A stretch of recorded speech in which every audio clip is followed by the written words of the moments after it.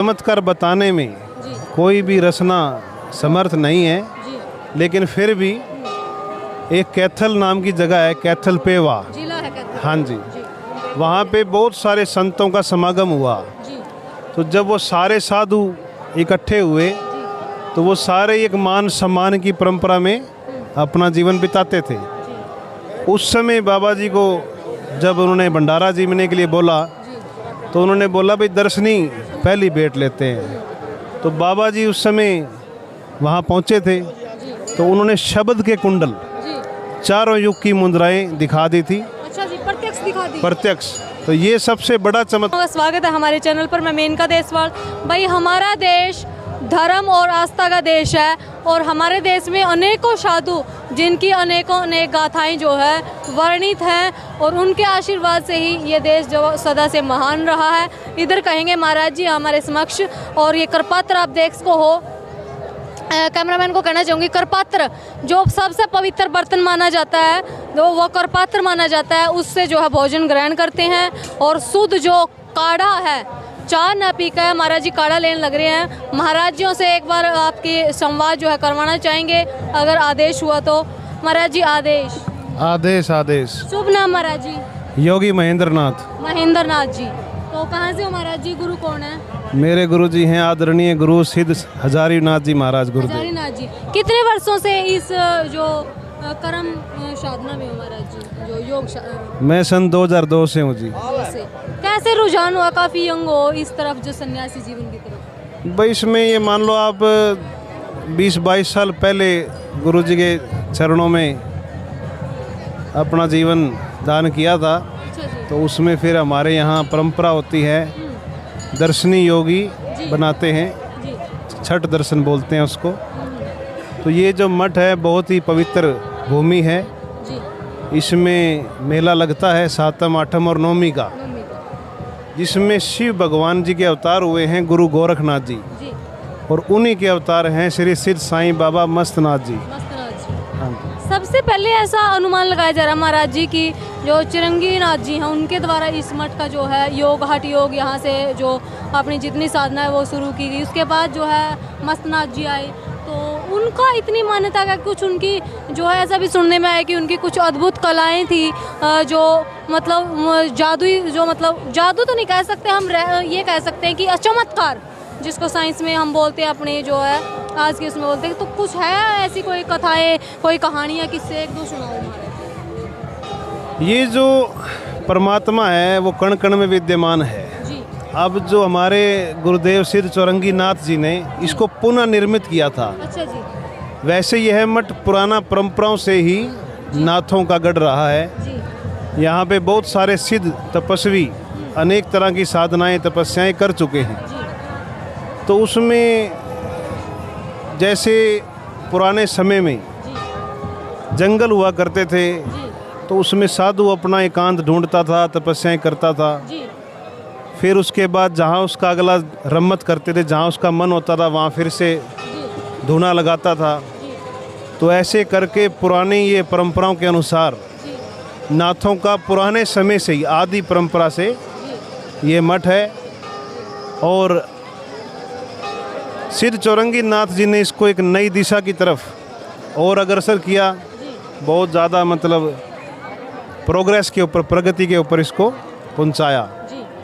बस यही है। फिर आगे मस्तनाथ जी आए, अभी भी और अनेक। बाबा मस्तनाथ जी के बारे में कहा जाता है कि वो जो है अपनी कलाएं दिखाने में, चमत्कार दिखाने में माहिर थे। ऐसा कोई एक आध किस्से कहानियाँ हो तो हमारे दर्शक जानना चाहते हैं महाराज जियों का जो दिखाया हुआ चमत्कार। आदरणीय गुरु मस्तनाथ जी महाराज जी को आदेश उनके समर्थ नहीं है, लेकिन फिर भी एक कैथल नाम की जगह है, कैथल पेवा जिला है कैथल। हाँ जी, वहाँ पे बहुत सारे संतों का समागम हुआ। तो जब वो सारे साधु इकट्ठे हुए तो वो सारे एक मान सम्मान की परंपरा में अपना जीवन बिताते थे।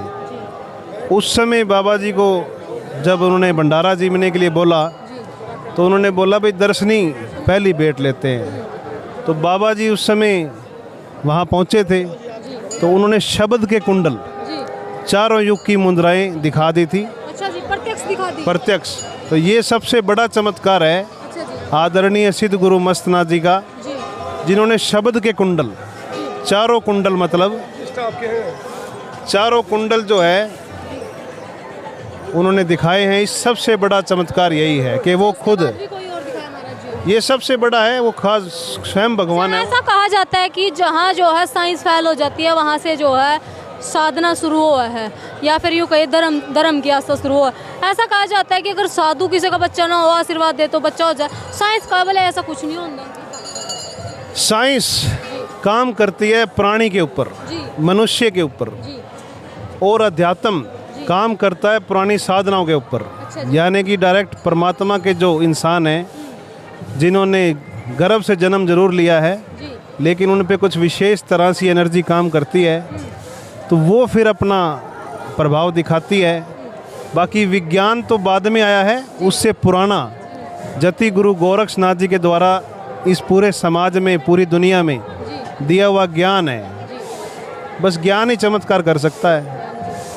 बाकी आज महाराज जी इतना जो है मेला यहाँ लगा हुआ है, दूर दूर से साधु भी आए हैं, भगतगण भी आए हैं, तो कोई खास पूजा अर्चना का दिवस?